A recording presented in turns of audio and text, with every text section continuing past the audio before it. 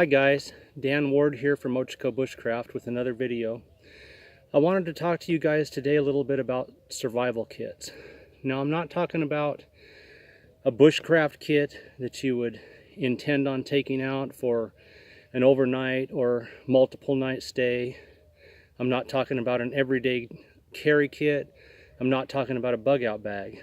What I'm talking about is a basic day pack that you would take with you anytime that you're traveling, if you're going to go on a hike, if you're going fishing, hunting, whatever be the case, just a small day pack that you would take with you that would also have your emergency survival kit items in it. So with that in mind, this is the Spec Ops brand day pack. It is what I carry for my emergency survival kit. Now the items which are laid out on this table, which fit in this kit, or in this pack, leave plenty of room left over to where if I was going fishing, I can attach a rod, put fishing gear inside. If I were hunting, there would be room for hunting supplies. If I'm going on a day hike, there's plenty of room to add extra food and a book to read.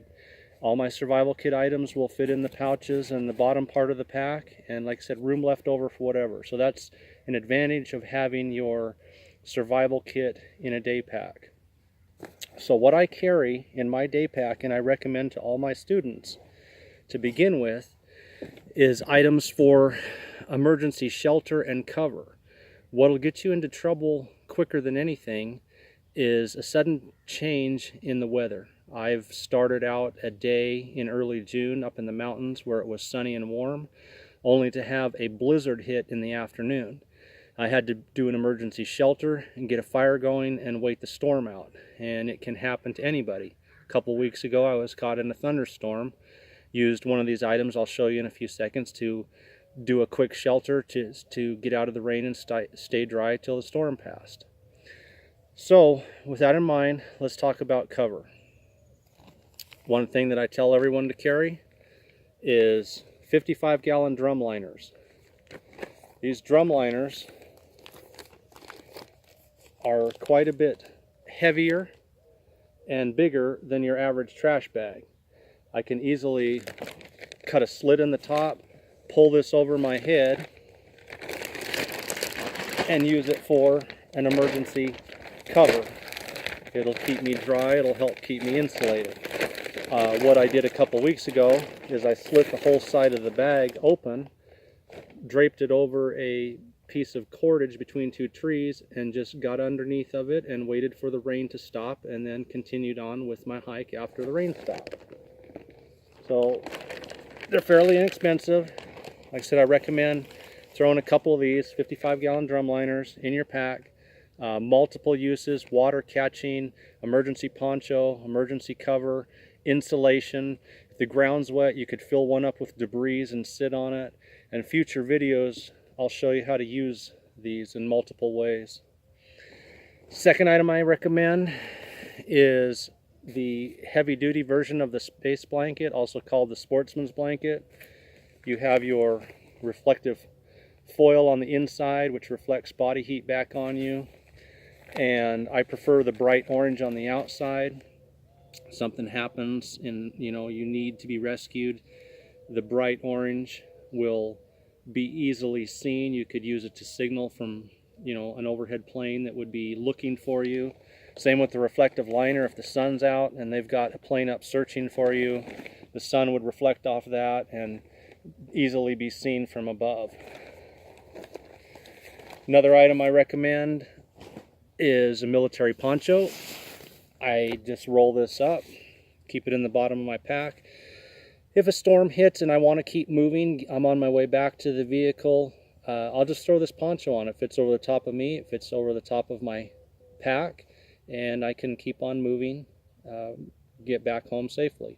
Also, I can use it to throw up an emergency shelter.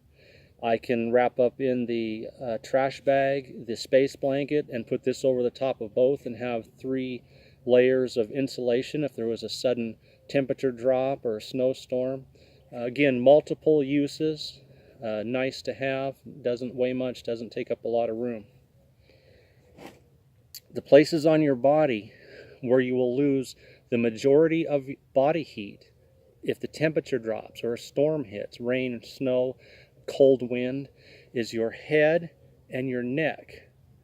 A wool stocking cap, keep your head, your ears protected, and one of these neck gaiters, wrap it around your neck. Same thing, insulates your neck. You can pull it up over your face, over your ears.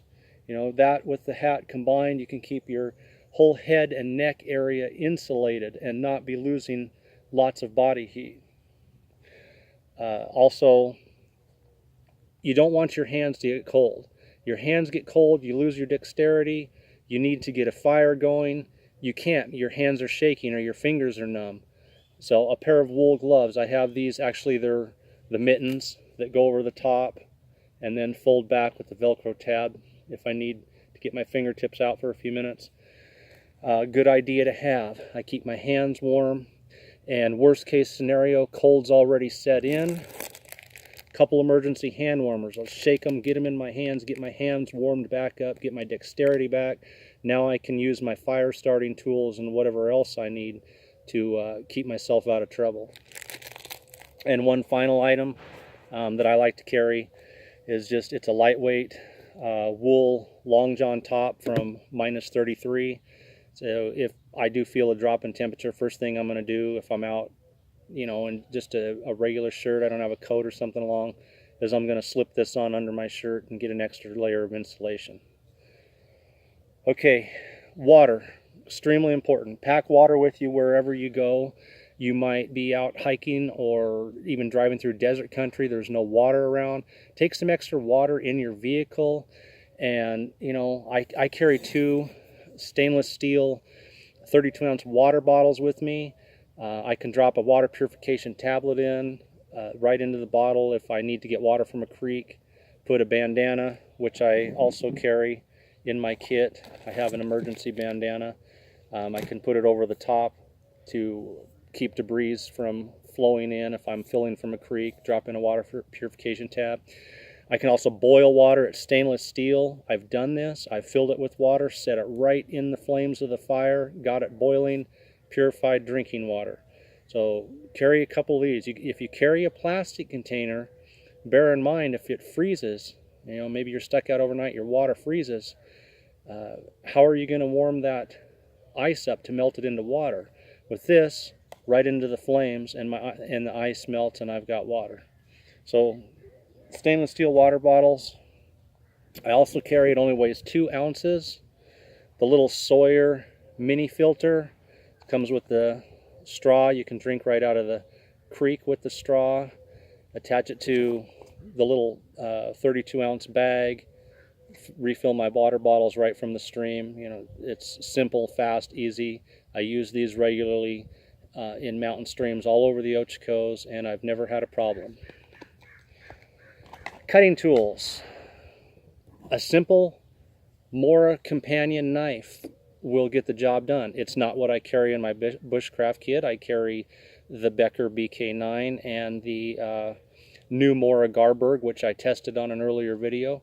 But in my survival kit, hey, this is what I use. It's the, you know, simple companion. I've used it quite a bit. It hasn't failed me or come up short. Got a couple large needles duct taped to the back, just in case I would need to do any emergency repairs or something. It gets the job done. Also, and recommend second tool, you should always have a good folding saw. This is the Baco, which is my favorite. With that, if I need to get an emergency shelter constructed, I can get poles cut quickly, get them down, cut some tree boughs, you know, for insulation, whatever I need. Carry a folding saw with you and a good sheath knife, and you're set as far as cutting tools. Cordage is extremely important. It's important for shelter building, multiple other uses. Bright orange cordage can be used as flagging tape. This is parachute cord. If you have to travel, you could hang streamers off the trees as you're traveling. Someone would find that and follow those bright orange streamers. They would really stand out.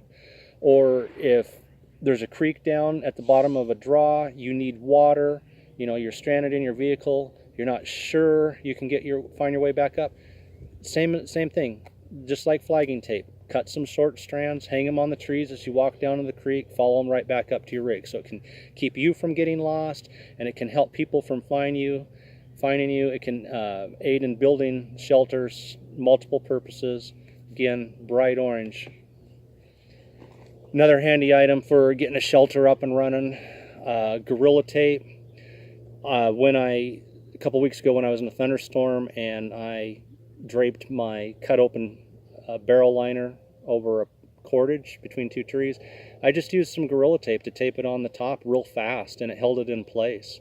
Used some rocks in the corners of the garbage bag, tied the parachute cord around it, a couple sticks shoved in the ground to make a tent out of it, basically. So I crawled underneath the garbage bag, and this held it in place on top of the cordage. Also can be used for gear repair, you know, just multiple uses. It's handy to have with you. I keep a pair of leather gloves in there. This is not a necessary item, but it's a personal preference item. If I do have to start messing around with lots of pine needles and limbs and dragon poles and stuff, I don't like having pitch all over my hands. I don't like getting slivers, so I just keep a pair of leather gloves in there and keep my hands safe and protected. Small first aid kit. I just have a Ziploc bag with various size bandages, some antibiotic, alcohol pads, stingies, different things I might need in an emergency. I already showed you the bandana. This is the large one, bright orange again, just, you know, if I need to be seen. A few other items I recommend first aid. For me, ibuprofen, maybe you prefer Tylenol or whatever, but you know, you get a sprain or a headache or whatever makes life more comfortable. Insect repellent, I use wipes. These are Naturapel, 8 hours protection. Believe me, the mosquitoes and the horseflies can be a nightmare, so when I'm out I put some of this on my neck and arms, whatever skin is exposed, and I'm good to go. Same sunblock, same thing, protecting my arms just so I don't get a sunburn if I'm out hiking and it's hot, I'm in a t-shirt. And an item that I found to be useful recently, Benadryl itch stopping cream. I got bit by a mosquito that I swear was the size of a small dachshund, and it was itching bad, and just a little bit of this cream and I never felt it again the rest of the day. It did not bother me at all. So, you know, and I know that it's supposed to work on poison ivy, poison oak, you know, you get into some stinging nettles, whatever. It's supposed to help bee stings, so I would recommend Benadryl itch stopping cream.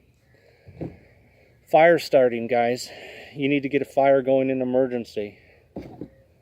I carry the Strike Force. I mentioned this before. Puts off a ton of sparks. Has a place in the handle that pops off. I can carry a couple pieces of tinder or cotton balls with Vaseline, whatever your personal choice is. I do carry a Bic lighter, easy use in warm weather, but when it gets below freezing, your lighter quits working and you got to have something to take its place. So that's where the Strike Force comes in, as well as these oversized Titan matches from Yuko. It's probably a little bit overkill. These things are monstrous, but they burn for 25 seconds. And so maybe you've got a little bit of fine kindling or tinder and it's a little damp. Well, 25 seconds of flame in that is usually enough to get it going and keep it going. So maybe, like I said, maybe it's a little bit overkill, but I like these things. And they come in a little waterproof case, which is nice. Cotton balls with Vaseline is my favorite go-to for getting a fire going when I don't have dry tinder. So I carry a Ziploc bag full of these. I actually have an extra one here to carry in my pocket. And one final item for fire starting is I carry one of these little Pink Lady candles. It just multiple uses. Doesn't weigh anything, so it's in the kit. Compass. I do take bearings when I'm out hiking. I go cross country. I don't use trails that often, so I use the Sunto MC2 compass. Take bearings when I'm out. Use it to help me get back to my vehicle. I know where I'm going that way. Just safety. Carry a good compass with you and know how to use it. If you're going into an area you're not sure, take some bearings and some back bearings. Get yourself back to your vehicle. Should I have to stay out overnight, emergency lighting, keep you safe, also can be protection. I carry both a headlamp. This one's I think 430 lumens, has both a red, I'll turn it to the side here, this is the white, 3 different modes on the white, and then has red, which I like because you don't use your night vision. This is Coast brand, by the way, which is made here in Oregon. Same with my flashlight. I like the little Coast flashlight. It's got a 300 and some lumens white light and also the red light, so I can use it just like the headlamp. And for me, a necessary item, toilet paper, good idea to have. I mean, you can use leaves and pine needles if that's what you're into.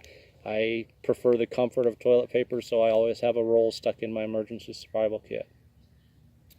Final item I carry is snacks to get me through the day while I'm out. My personal favorites, a bag of jerky and a bag of trail mix. This happens to be my favorite: cashews, almonds, dried cranberries, dried cherries, and little chocolate peanut butter cups. Absolutely delicious stuff. And a couple Cliff Bars.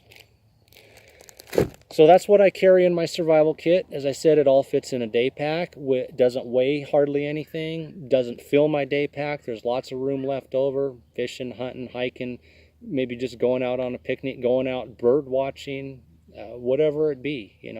Carry a day pack. Put together a survival kit similar to this one. And be safe, guys.